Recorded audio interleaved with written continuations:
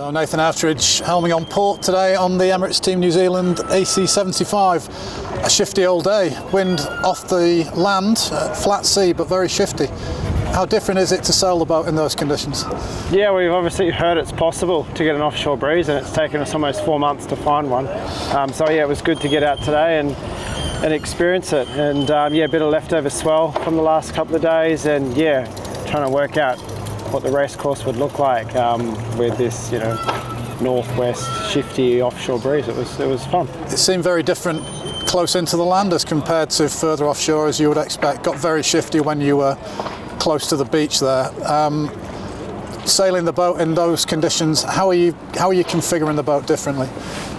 You just got to go through a lot more gear changes. Down the bottom of the course today we had high teens often. At the top of the course, sometimes you had high teens, sometimes you had like 8 or 9 knots. So a lot of what we're trying to, work out today was just how quickly we can adjust the sail trims so that we can get through such a large range of conditions. And it was shifting 45 degrees out there at times, so you're on like a glamour shift and you're like, okay, well, this is great, but you hit a boundary and you're sailing kind of back where you came from sometimes. So yeah, it was definitely good for us to be able to do that. And I think we've all done a lot of sailing in shifty venues, and when you're in Barcelona for months on end and your biggest shift you see is about 8 degrees, it was nice to actually try and pick a couple today.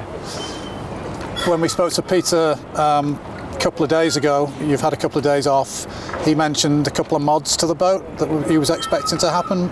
Can you tell us anything about those? Yeah, they're all invisible mods, probably all inside the PLC. Always just trying to improve the way that the boat's functioning, whether it's the power routing or whether it's the sail control stuff. So it was pretty hard to validate how good the changes were given how unstable the wind was, but we'll have a look overnight and see how it goes. And yeah, a few more days ahead of us still, so hopefully it's our last chance really with the big boat right now to push through some of those mods. So we were always planning to be here right till the end of October, so it's nice that we can keep developing right up until the end. And yeah, that was good.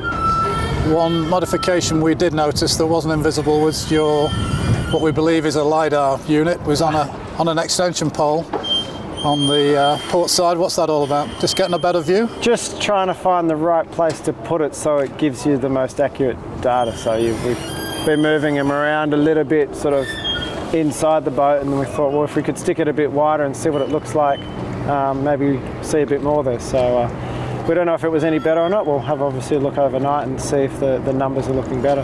That's data that you analyse after you've sailed. That's not stuff you use live. No, exactly. Yeah.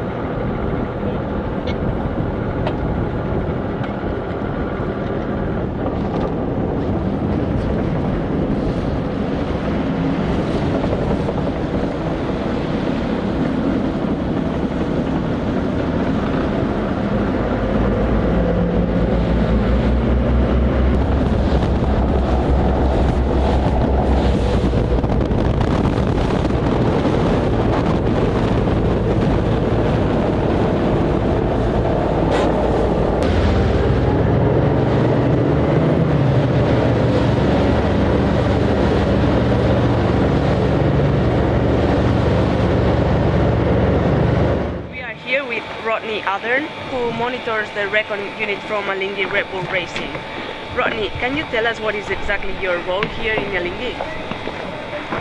Yeah, that's a good question. I've been working both with the design team and the sailing team for the past year or so, and with the recon as the rep for the team, sit on the panel and try and decide who's going where and keeping an eye on the photos and the videos and all the material that you guys produce.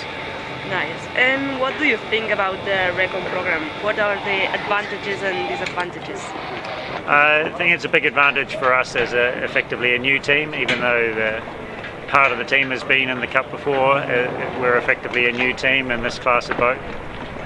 We've got a broad range of people within the team who have come, some from other previous Cup teams, but then we've got a lot of new people as well, so it's a completely new team with a lot to learn about this class of boat. So the recon program's been really helpful for us.